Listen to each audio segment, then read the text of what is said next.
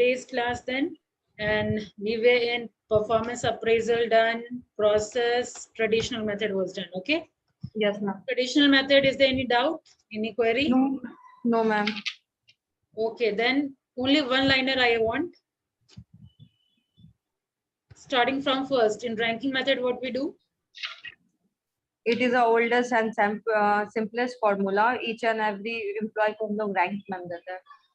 Okay, and about paired? Ma'am, Along with disadvantage, like in ranking, what happened? It was not applicable. Ma'am, it requires that if we have a social organization, then we can rank each and every employee. But if we have a big company, big organization, Yes. then we can't do it. Okay, good enough. Yes, ma'am. Second point. Ma'am. Second point, paired comparison. Yes, ma'am. In one basis पे ma'am हम लोग उसको मतलब कि वो paired करके एक group में one basis पे मैम rank करते हैं. Okay, and that pair, and every employee is being paired. Yes, ma'am. Okay, and grading. Yes, ma'am. Grading method में ma'am, it's very simple method. We give a grade to each and every employee. मतलब performance basis पे उसका क्या grade पड़ता है. And obviously we take many employees at one point, like outstanding. Yes, obviously only we are not ranking one person. We are basically taking 10 to 20% and keeping in that category of outstanding. Again, we are taking 10 to 20% and then we are keeping in that category. Okay. Ma'am, yes, ma'am. And then in fourth method, distribution इसमें 10% मतलब 10% कोई outstanding हम दे सकते हैं. We are putting compulsion that only 10% is allowed in outstanding category. Yes, only 20% is allowed in forced distribution method. Come to forced choice method. Forced choice जिसमें ma'am मतलब positive और negative thought दोनों देना है उस employee के बारे में. Yes. Yes, ma'am. Checklist. Ma'am, in this matter we checklist that कि employee का मतलब कि कैसा performance रहा है company में, क्या वो punctual है या फिर मतलब कि उसका communication skill और जितने भी चीजें है performance based पे तो हम checklist करते हैं उसको. Questions are written over there and then we say yes or yes, no. Ma'am. Okay. Critical yes, incident methods. Critical in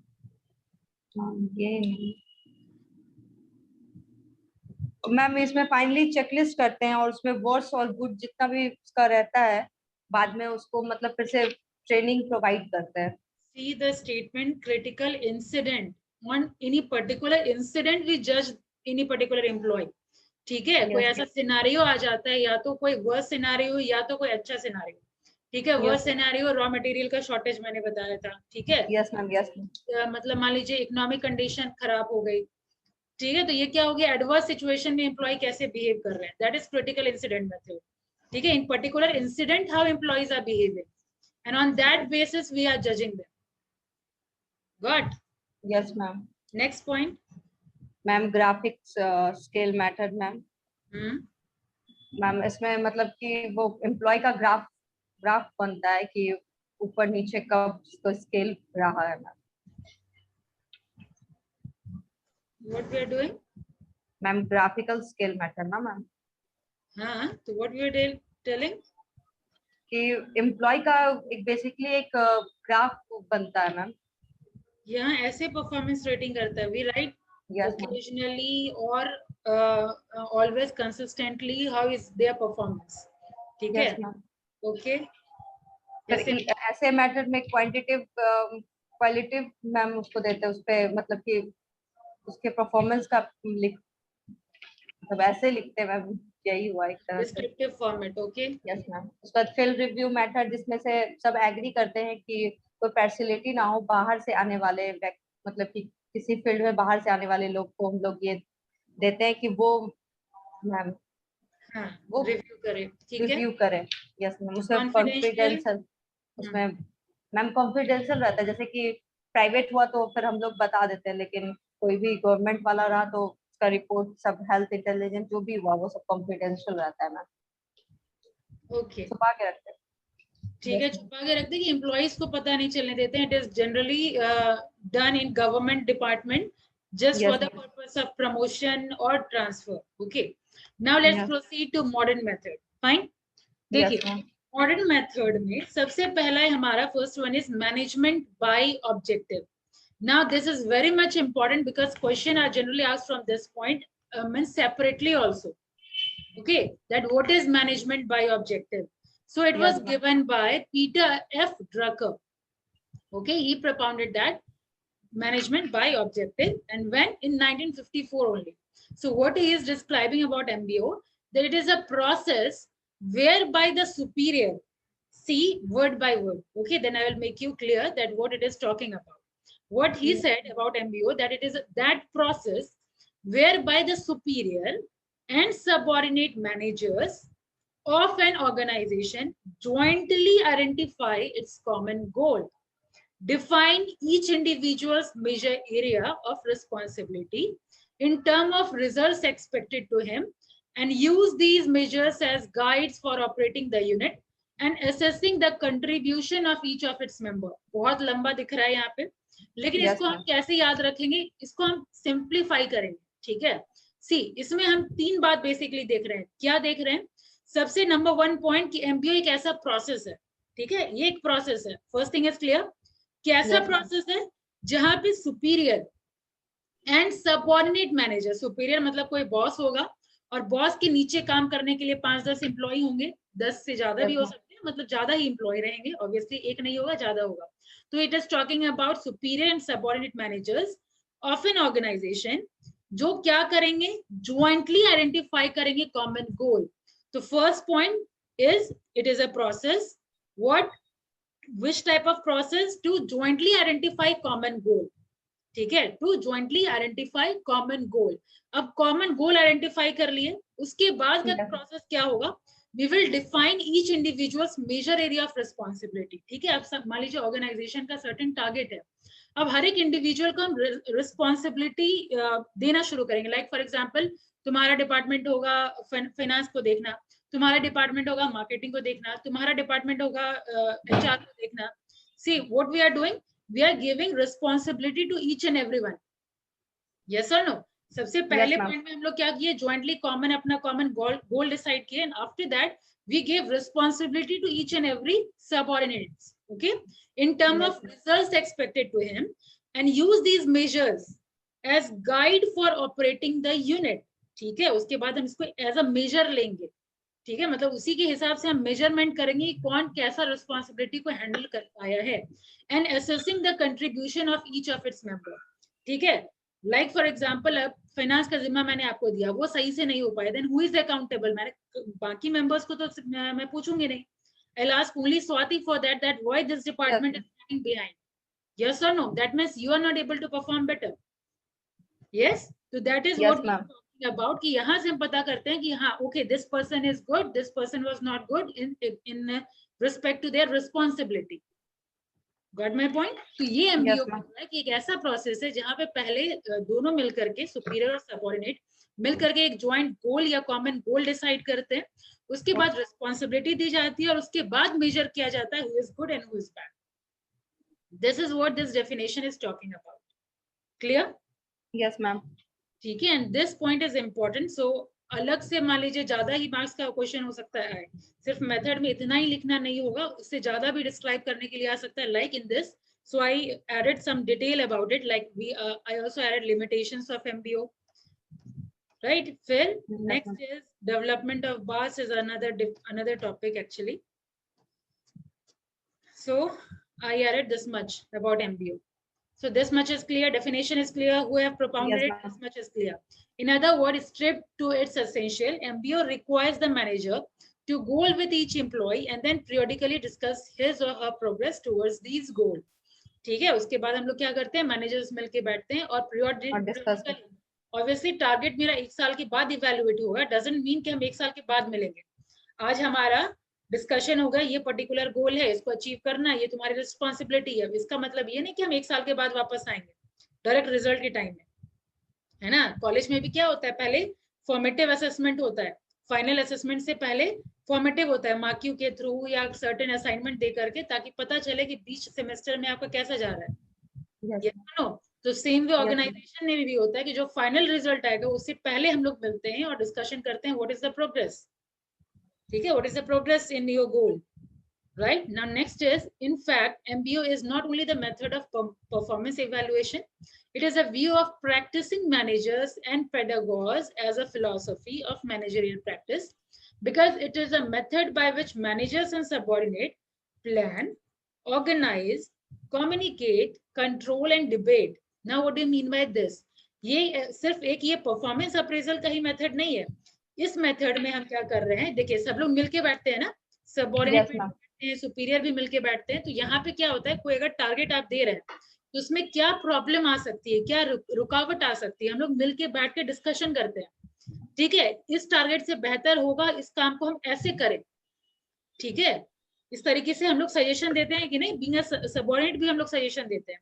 तो वही यहाँ पे कहा जा रहा है कि हम लोग परफॉर्मेंस अप्रेजल के अलावा ये एक ऐसा मेथड है जहाँ पे मैनेजर और सबऑर्डिनेट दोनों मिलके प्लान करते हैं, ऑर्गेनाइज करते हैं, आपस में बात करते हैं और इवन कंट्रोल भी लेते हैं और डिबेट करते. कहने का मतलब कि पॉइंट को अपना रखते हैं कि हाँ ठीक है, ये पॉइंट की जगह पे ये पॉइंट बेहतर होगा. यस और नो?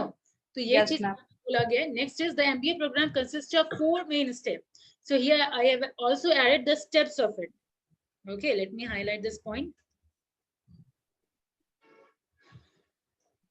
ठीक है, after going through definition and then many more purposes of it, we are talking about steps of MBO. What we do in MBO, first we set goal. Okay, in definition also we have seen that first we set goal, and after goal, performance standard. First, see, in goal setting, goals are set which each individual is to attain. Each individual we are talking about, not only organizational goal. हम लोग यहाँ पे बात कर रहे हैं कि हर एक इंडिविजुअल का क्या होगा, कैसे अटेंड करेगा. ठीक है, हर एक इंडिविजुअल का यहाँ गोल हम सेट कर रहे हैं. The superior and subordinate jointly establish this goal. ठीक है, we have seen that in definition only. The goals refer to the desired outcome to be achieved by each individual employee. Okay, and in second step, what we do, the performance standard.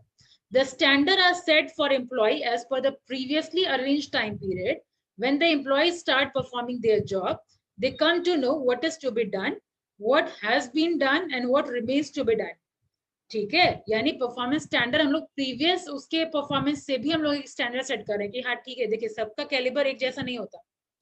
ठीक है, कोई past में already उतना कर रखा है और कोई पास्ट में नहीं किया, तो शुरुआत में ही कोई मतलब ऑब्वियसली 80% नहीं ले आएगा. ठीक है, ग्रेजुअली उसका 80 और 90% तक पहुंचता है. सबसे पहले 60 के लायक तो हो जाए, फिर 70 के लायक तो हो जाए. तो same it is talking about कि पहले परफॉर्मेंस स्टैंडर्ड सेट करिए. ठीक है, and third step it is talking about the actual level of goals attended are compared with the goal agreed upon. ठीक है, जो स्टैंडर्ड आपने सेट किया था उससे हम कंपेयर करेंगे जो एक्चुअल गोल आपने अचीव किया है. ठीक है, this enables the evaluator to find out the reasons variation between actual and standard performance of the employee. Such a comparison helps devise training need for the increasing employees performance. जैसे last class में कभी मैंने आपको example के through समझाया था कि जैसे मैंने HRM के लिए टारगेट सेट किया है कि 5 चैप्टर कंप्लीट करना है. अब मैंने कंप्लीट किया एक्चुअल में 2 ही चैप्टर, तो जो वेरिएशन हुआ, ठीक है, तो वो वेरिएशन हम कैसे अचीव कर पाएंगे, ये जो डिफरेंस आया दोनों के बीच में, 5 चैप्टर और 2 चैप्टर के बीच में, ठीक है, उसको हम कैसे अचीव कर पाएंगे. तो ट्रेनिंग. ठीक है, नींद बहुत आती है, नींद तोड़ने का कोई उपाय लगाइए. ठीक है, तो same thing we are doing with employees also, that proper training is given, that what is the reason that they are lagging behind. It can also explore the condition having their bearings on employees performance but over which the employees have no control. Fine. And last and finally, it is a periodic review step. Okay, periodically review step it is, not a full and final. वही जो मैंने कहा कि final 1 साल के बाद हम लोग आ रहे हैं. It is a corrective measure also. Corrective measure is initiated when actual performance deviate with the standard established in the first step goal setting stage. Okay, consistent with the MBA philosophy, periodic progress review are conducted in a constructive rather than punitive manner. Now, what do you mean by constructive and punitive? Constructive मतलब ma'am एक चीज पे टिके हुए हैं, वो चीज लगातार चल रहा है.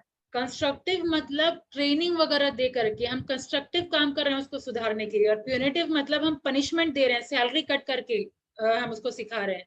या मान लीजिए हाँ, सैलरी कट करके एक पनिशमेंट हो सकता है, या कोई किसी भी टाइप का पनिशमेंट अगर हम दे रहे हैं, that is punitive. Understood. Performance की हम इंसेंटिव मिलना चाहिए था, नहीं इंसेंटिव दिए, क्योंकि कम जितना बोनस नहीं दिया था मैम। नहीं किया, ठीक है। तो प्यूनिटिव मतलब कि हम नेगेटिवली उसको सिखा रहे हैं, पनिशमेंट दे के सिखा रहे हैं। होता है ना बच्चे को प्यार से समझाना, दैट इज कंस्ट्रक्टिव, एंड बच्चे को डंडा मार करके सिखाना, दैट इज प्यूनिटिव। अंडरस्टूड। तो same thing it is talking about कि हम एम्प्लॉय को या तो कंस्ट्रक्टिव, दैट इज ट्रेनिंग दे करके समझा करके कुछ बता सकते हैं, या उसका फीडबैक डिस्कशन करके बता सकते हैं, that is positive way to discuss. And punitive मतलब हम किसी तरीके से उसको पनिशमेंट दे करके सिखा सकते हैं, राइट? जैसे हम प्रमोशन नहीं दिए या रिकग्निशन नहीं दिए, ठीक है, सर्टेन उसके पेमेंट हाइक होने वाला था, वो पेमेंट हाइक नहीं दिए, तो these are punitive manner. And obviously maximum organisation do not follow this punitive manner. First of all, everyone try to do this constructive way only. Okay. So the purpose of conducting review is not to degrade the performer. ठीक है, ये चीज भी आपको ध्यान देना है कि यहाँ पे परफॉर्मेंस अप्रेजल का या रिव्यू करने का मतलब ये नहीं है कि आप किसी परफॉर्मर के परफॉर्मेंस को डिग्रेड कर दें, but to add in his और हर फ्यूचर परफॉर्मेंस। ठीक है, तो ये डिपेंड करता है आपके कम्युनिकेशन पे कि आप उसका परफॉर्मेंस कैसे आप कम्युनिकेट कर रहे हैं बीइंग अ मैनेजर, तो उसका परफॉर्मेंस फ्यूचर में घटने की बजाय बढ़े ही। Okay, you have to ensure that. Yes. Now let's talk about limitation of MBO. The first limitation over here is setting unreasonable objective. Okay, unreasonable objective यानी कई बार होता है कि unclear होता है। Okay, do better, हम लोग बोलते हैं आज परफॉर्मेंस अच्छा होना चाहिए, इट हैपेंस, बट कैसे अच्छा होना चाहिए, इट इज सेम एज ऊपर हम लोग डिस्कशन किए थे ना परफॉर्मेंस अप्रेजल के प्रोसेस में। तो same thing, it is talking about setting unmeasurable objective. So ensure कि आपका वेग ना हो, क्लियर आप कम्युनिकेट करें। Fine. Next one is time consuming, क्योंकि हम लोग बैठे हैं, सर्टेन टारगेट है, हर एक इंडिविजुअल को कौन सा अपॉर्चुनिटी देना चाहिए, कौन सा रिस्पॉन्सिबिलिटी देना चाहिए, वो आप तभी कर पाएंगे जब आप लॉन्ग टाइम से किसी पर्सन को ऑब्जर्व कर पा रहे हैं, है ना। कोई किसी पर्टिकुलर काम में अच्छा है, कोई किसी पर्टिकुलर काम में नहीं अच्छा है। लाइक कोई इंट्रोवर्ट है तो उसको हम कौन सा काम देंगे, कोई एक्सट्रोवर्ट है तो उसको हम कौन सा काम देंगे। कोई कंप्यूटर पे बैठ करके बहुत देर तक काम कर सकता है, ठीक है, किसी को बैठने की कैपेसिटी हो, उसको हम कौन सा काम देंगे। किसी को बैठा ही नहीं जाता, आधा घंटा भी बैठ नहीं पाता है, तो उसको हम कौन सा काम देंगे। ठीक है, so you need to analyse and observe these all things being a manager. Okay, so this is time consuming. The activity involve in MBO programme such as setting goal, measuring progress and providing feedback can take a great deal of time. And now next one is tug of war. अब ये tug of war कैसे limitation है? Game कभी खेले tug of war? Yes ma'am, वही तो मैं बोलने वाली थी, ये तो खींचा गेम है। खींचे होता है ना, तो दोनों Yes. साइड। तो खींचा खींची यहाँ कहने का मतलब क्या है कि मैनेजर क्या करते हैं, ज्यादा से ज्यादा हम काम निकलवाएं, ठीक है, ज्यादा से ज्यादा काम निकलवाएं, और जो सबऑर्डिनेट रहते हैं वो क्या बोलते हैं, कम से कम काम करना हमको पड़े। तो so this becomes a tug of war, ज्यादा से ज्यादा रिस्पॉन्सिबिलिटी देने का कोशिश करते हैं मैनेजर, और जो सबऑर्डिनेट है वो कम से कम रिस्पॉन्सिबिलिटी लेने की कोशिश करते हैं। ठीक है, जैसे अगर 1 लाख टारगेट दिया जा रहा है तो भाई 1 लाख तो नहीं हो पाएगा सर, 50,000 दे दीजिए, ठीक है, 50,000 पहले करके देते हैं। तो ये सब क्या है, टग ऑफ वार ही तो है। Yes ma'am. So this is the limitation. Lack of trust. ठीक है, this is one of the reason that MBO is likely to be ineffective in an environment where management has little trust on their employee. तो जब trust ही नहीं है, employees के ऊपर ही trust नहीं है, तो फिर आप कैसे रिस्पॉन्सिबिलिटी एलोकेट करेंगे आप सब पे। Yes ma'am. So these are basically disadvantage of MBO. I think this is clear. Yes ma'am. And here we are with the next method, behaviorally anchored rating scale. इसमें देखिए क्या खासियत है, इसमें दोनों मेथड यूज हो जाता है, क्वालिटेटिव भी और क्वांटिटेटिव भी। अगर पहले इसका डायरेक्ट आप डायग्राम अगर देखें, इसलिए मैं क्लियर अंडरस्टैंडिंग के लिए फिगर भी ऐड कर देती हूँ। यहाँ देखिए बार्स में क्या हो रहा है, स्टेटमेंट लिखा हुआ है, यहाँ पे सर्टेन स्टेटमेंट लिखा हुआ है। जैसे यहाँ नर्स का है, the supervisor of a nurse indicate which scale point best describe the behaviour of the nurse. ठीक है, तो यहाँ पे सर्टेन क्या नर्स के लिए क्या क्या होना चाहिए पॉइंट, ठीक है, यहाँ पे ऐसे पॉइंट एलोकेट कर दिया गया, यह स्टेटमेंट लिखा हुआ है। ये स्टेटमेंट हो गया क्वालिटेटिव मेथड। अब सेम वे में हम यहाँ स्केल भी कर दिया कि ये अगर क्वालिटी है तो 1 पॉइंट, ये अगर क्वालिटी है तो 2 पॉइंट, सारा क्वालिटी है तो 5 पॉइंट। ठीक है, ये जो 5 पॉइंट है ये हम रेटिंग स्केल पे कर दिए, तो क्वांटिटेटिव भी हो गया। ठीक है, तो बार्स क्या हो गया आपका, क्वांटिटेटिव और क्वालिटेटिव भी हो गया। अब जैसे मान लीजिए कोई एक जॉब ली है नर्स का, तो यहाँ क्या लिखा है, sometimes fail to follow doctor order, ठीक है, often impatient with difficult patient, doesn't always follow hospital procedure. ये पहला यहाँ पे नेचर लिखा हुआ नर्स का, तो हम कितना रैंकिंग देंगे? यहाँ पे है ऑलवेज फॉलो डॉक्टर ऑर्डर, ठीक है, occasionally impatient with difficult patient, rarely doesn't follow hospital procedure, ठीक है, ये है पॉइंट नंबर, पॉइंट 2 देंगे हम इसमें। अब थर्ड में देखिए, always follow doctor orders, never impatient with difficult patient, always follow hospital procedure. देख रहे हैं एड ऑन होते जा रहा है। Yes ma'am. यहाँ पे फिर 4 पॉइंट अगर कि always follow doctor order, never impatient with difficult patient, helps other nurses with difficult patient, always follow hospital procedure. तो इधर नेगेटिव था, इधर धीरे धीरे पॉजिटिव आने लगा, और पूरा का पूरा 5 मार्क का always follow doctor order, available to meet with doctor whenever needed, never impatient with difficult patient, help other nurses with difficult patient, always follow hospital procedure, eases patient fear। सारा quality है। तो same ये आपका performance appraisal होता है। जैसे और भी हम कोई भी एग्जांपल ले सकते हैं, जैसे टीचिंग प्रोफेशन का लीजिए, तो टीचिंग प्रोफेशन में मेन क्या चीज देखा जाता है कि उसमें एक्सप्लेनेशन पावर है कि नहीं, ठीक है, स्टूडेंट के प्रति पेशेंस है कि नहीं, उसका क्वेश्चन, उसका क्वेरी हैंडल करने का पेशेंस है कि नहीं, उसके क्वेश्चन से इरिटेट तो नहीं हो जाता। तो ये सब क्वालिटी क्या है, जो जो मेजर क्वालिटी है उसको हम हायर रेटिंग देंगे, ठीक है। जो कम है, ठीक है, लैकिंग अगर है भी तो वो काम चल सकता है, उसको हम थोड़ा कम रैंकिंग देंगे, ठीक है। जैसे एक्सप्लेनेशन ही पावर नहीं है तो इसको हम कौन सा रेटिंग देंगे, इसको तो बाकी बाकी सारा क्वालिटी है, ठीक है, बहुत पेशेंस है उसमें, ठीक है, बहुत मतलब बहुत पेशेंटली सारा क्वेश्चन वगैरह देखते हैं, वो क्वेश्चन लेते हैं, ठीक है, सारा क्वालिटी है, लेकिन एक्सप्लेनेशन पावर ही नहीं है। तो ये तो मेन क्वालिटी है ना टीचर का, यस और नो, गेटिंग माय पॉइंट। तो ये हम हायर रेटिंग पे रखेंगे। तो वही डिपेंडिंग अपॉन जॉब कि आपका जॉब कैसा होगा उसको हम स्केल रेटिंग देंगे, ठीक है। तो ये हमारा क्वालिटेटिव मेजर भी हो जाएगा और ये क्वांटिटेटिव मेजर भी हो जाएगा। तो इसीलिए इसको कहते हैं बिहेवियरली। इसमें अगर प्रमोशन होता है तो मेरा रेटिंग भी बढ़ते रहेगा ना, मेरा रिस्पांसिबिलिटी भी बढ़ते रहेगा, तो उस हिसाब से उनको रेटिंग भी बढ़ते रहेगा मैम। हाँ, तो ये प्रमोशन के लिए ही तो ये वाला स्टेप लिया गया है ना, जिसका ज्यादा रैंकिंग, जितना ज्यादा क्वालिटी उतना ज्यादा आपका रेटिंग, ठीक है। तो वही है behaviourally anchored rating scale method. यहाँ पे हम बिहेवियर भी देख रहे हैं, एंकर मतलब यहाँ पे रेटिंग भी कर रहे हैं, एंकर्ड रेटिंग, और ये स्केल एंकर रेटिंग स्केल में हम बेसिकली इसको डाल रहे हैं, ठीक है, बिहेवियर प्लस रेटिंग कर रहे हैं। तो ये this is behaviourally anchored rating scale. Done? Yes ma'am. बाकी इसमें डाउन साइड्स वगैरह है, वो आप रीडिंग दे दीजिएगा, बस मतलब समझते चले जाइए। Now next one is assessment centre. Now what do you mean by assessment centre? देखिए, असेसमेंट सेंटर बेसिकली 2 जगह यूज होता है, ना कि सिर्फ परफॉर्मेंस अप्रेजल में, बल्कि सिलेक्शन के लिए भी ये मेथड यूज होता है। जब आप किसी का सिलेक्शन कर रहे होते हैं तभी ये मेथड यूज होता है। क्या होता है assessment centre? It is basically a place. Assessment centre क्या होता है? एक जगह होता है जो एम्प्लॉयर चूज करते हैं अपने पसंद से कि हाँ ये वाला एक जगह है जहाँ पे एम्प्लॉय से क्या होता है, डिफरेंट एक्टिविटी करवाया जाता है, ठीक है, डिफरेंट मेथड्स के थ्रू जज किया जाता है कि वो कैसे हैं। It can last till 24 hours only, और इट कैन लास्ट और it can take 2 to 3 days also, ठीक है। तो in business field assessment centre are mainly use for evaluating executives and supervisory potential. By definition, an assessment center is central location. What it is? It is a location where managers come together to participate in well-designed simulated exercise. They are assessed by senior manager, supplemented by psychologist and HR specialist. यानी इतने लोग उस जगह पे रहते हैं, एक जो सीनियर मैनेजर है वो, फिर जो साइकोलॉजिस्ट है वो, और जो HR स्पेशलिस्ट है वो, ठीक है। SSC यानी जिसको जज करना है, SSC are asked to participate in basket exercise. ये सब ट्रेनिंग का डिफरेंट तरीका है। ट्रेनिंग हो चुका है आप लोगों का?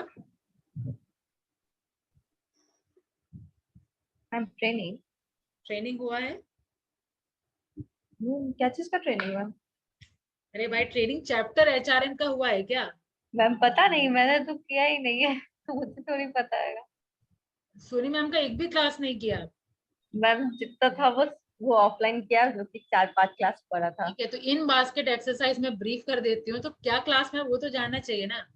इन बास्केट एक्सरसाइज क्या होता है? ये बेसिकली एक तरीके से मैनेजमेंट स्टूडेंट को भी ये ट्रेनिंग दिया जाता है। जैसे एक बास्केट में बहुत सारा वर्क दिया रहता है, बहुत सारा फाइल दिया रहता है, ठीक है। Yes ma'am. उसमें काम कैसे पूरा करेंगे आप, ठीक है, किसको आप प्रायोरिटी देंगे, कौन सा काम पहले करेंगे, ठीक है, और सबको कैसे हैंडल करना है, उस चीज की ट्रेनिंग होती है। तो एक्चुअल जॉब इन्वायरमेंट में नहीं रख करके ये बेसिकली प्रैक्टिस करवाया जाता है, ठीक है, ये सब काम दे करके प्रैक्टिस करवाया जाता है, ठीक है। ये ऑन द जॉब ट्रेनिंग नहीं हो करके ऑफ द जॉब ट्रेनिंग हो जाता है, यानी जॉब से हट करके ये अलग से ट्रेनिंग दिया जाता है कि जब आप जॉब पे जाएंगे, जब वो पोजीशन लेंगे, तो आपके पास इन्हीं बहुत सारा फाइल टेबल पे रखा होगा, बहुत सारे मेल को आपको आंसर देना होगा। तो in that case how you will handle that situation, ठीक है, उसके लिए ये सारा एक्सरसाइज करवाया जाता है। तो वही चीज है कि इसको मतलब आर्टिफिशियली इस तरीके से पार्टिसिपेट करने के लिए बोला जाता है कि इन बास्केट एक्सरसाइज में पार्टिसिपेट करिए, वर्क ग्रुप में करिए, सिमुलेशन में करिए, रोल प्लेइंग करिए, ठीक है। रोल प्लेइंग भी जनरली आपका सेल्स जॉब में होता है, लाइक आपको बोल दिया जाएगा कि जैसे बोला जाता है ना, ये पेन आपको सेल करना है या ये फोन आपको सेल करना है, मुझे सेल करके बताइए। तो what is that, that is role playing, ठीक है। तो ये सब डिफरेंट टाइप का ट्रेनिंग होता है, ठीक है। आपका इन बास्केट भी एक टाइप का ट्रेनिंग है, रोल प्लेइंग एक टाइप का ट्रेनिंग है, वर्क ग्रुप भी एक टाइप का ट्रेनिंग है, सिमुलेशन भी एक टाइप का ट्रेनिंग है, ठीक है। सारा ट्रेनिंग चैप्टर में डिस्कशन होता है। सिमुलेशन मतलब क्या हुआ, एक मतलब आर्टिफिशियल कोई चीज बनाया जाता है जिस मशीन पे आपको काम करना है। जैसे फॉर एग्जाम्पल एरोप्लेन पे अगर हमको बैठना है, तो एरोप्लेन एक्चुअल एरोप्लेन पे नहीं बैठा करके आपको वैसा डुप्लीकेट सिनेरियो दे दिया जाएगा, ठीक है। डुप्लीकेट एरोप्लेन वगैरह बना के दिया जाए कि आपको कैसे क्या करना है, ठीक है। दैट इज सिमुलेशन, मतलब सेम टू सेम आपको जिस मशीन पे काम करना है उसी सेम टू सेम वैसा मशीन हम आपको ला करके दे देंगे, कि आपको ट्रेनिंग, हाँ ट्रेनिंग दिया जाता है, ठीक है। तो ये सारा चीज पे पार्टिसिपेट करवाया जाता है, which are essential for successful performance of actual job, ठीक है। Having recorded the SSCs, the behavior, the rater need to discuss their pooled information, ठीक है। इतने दिन के बाद असेसमेंट करने के बाद जो इन्फॉर्मेशन है उसको मतलब इकट्ठा किया जाता है, observation, and based on that it they give their assessment about the assessee, ठीक है। ये सारा कुछ चेक करने के बाद हम लोग का जो इवेल्युएशन होता है वो हम लोग रिजल्ट उनको बता देते हैं, ठीक है। तो this is assessment centre. Next one is 360 degree appraisal. तो 360 डिग्री अप्रेजल मतलब क्या हुआ, यहाँ पे हम लोग एक जन हमें जज करने के लिए नहीं बैठा हुआ है, मतलब हमारा जो इमीडिएट सुपीरियर है बस वही जज नहीं करता, मेरे आसपास जितने लोग हैं वो सब जो हमारे बिजनेस से एसोसिएटेड है, ठीक है। पहले भी मैंने बताया था, आपके सुपीरियर तो करेंगे ही करेंगे, आपके जो पीयर्स हैं, आपके कलीग्स जो हैं वो आपको जज करेंगे, ठीक है। आप जो आपका प्रोडक्ट जो यूज करने वाला है, जो यूजर है, वो आपको जज करेगा। तो दैट इज 360, ठीक है। This feedback based method is generally use for ascertaining training and method requirement rather than for pay increases. Under 360 degree appraisal, performance information such as employee skill, ability, behavior is collected all round an employee, that is from his supervisor, subordinate, peers, and even customers and client, ठीक है। So that is your 360 degree appraisal. Now next one is cost accounting method. अभी cost accounting method में क्या करते हैं हम लोग, financially check करते हैं कि जितना कॉस्ट मेरा लग रहा है, बीइंग अ कंपनी हम जितना कॉस्ट अपने एम्प्लॉय पे लगा रहे हैं, क्या उससे ज्यादा रिटर्न हमको दे रहा है कि नहीं, ठीक है। यहाँ ये नहीं सोचते हैं कि जितना हम खर्चा कर रहे हैं उतना वो दे रहा है कि नहीं, ठीक है, ये हमको नहीं सोचना है। यहाँ पे हमको ये देखना है कि हम जितना कॉस्ट लगा रहे हैं उसके बदले वो कितना प्रोडक्टिव हो करके मेरे को दे रहा है, मेरे कंपनी के लिए कितना प्रॉफिटेबल हो रहा है। That is cost accounting method, ठीक है। ये यहाँ पे हम लोग जज करते हैं, ठीक है। तो ये था आपका मॉडर्न मेथड,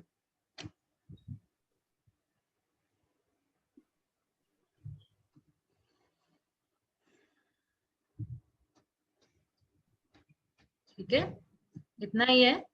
MBO हो गया, बिहेवियरली एंकर्ड रेटिंग स्केल हो गया, असेसमेंट सेंटर हो गया, 360 डिग्री हो गया, कॉस्ट अकाउंटिंग मेथड हो गया, ठीक है। तो इतना ही था आपका। तो मेथड जो इसका मेन इंपॉर्टेंट पॉइंट है और मेन इंपॉर्टेंट टॉपिक है इस चैप्टर का, वो हो गया। और यहाँ से क्वेश्चन आता ही आता है, किसी भी फॉर्म में आ सकता है, हालांकि अभी इस ईयर तो ऑब्जेक्टिव ही आना है, ठीक है। तो PDF तो मैं भेज ही दूंगी, लेकिन अब थोड़ा बहुत बच रहा है इसमें, लाइक परफॉर्मेंस अप्रेजल में क्या क्या ड्रॉबैक हो सकता है, जैसे क्या क्या मिस्टेक हो सकता है, वो हम लोग नेक्स्ट क्लास में देखेंगे, ठीक है। इसके अलावा पोटेंशियल अप्रेजल एक टर्म होता है, पोटेंशियल अप्रेजल, क्वालिटी डिटर्मिनेशन, ठीक है, ये 2 टॉपिक बच रहा है, उसके बाद ये चैप्टर खत्म हो जाए। ठीक है, उसके बाद ये PDF में भेज दूंगी। Yes.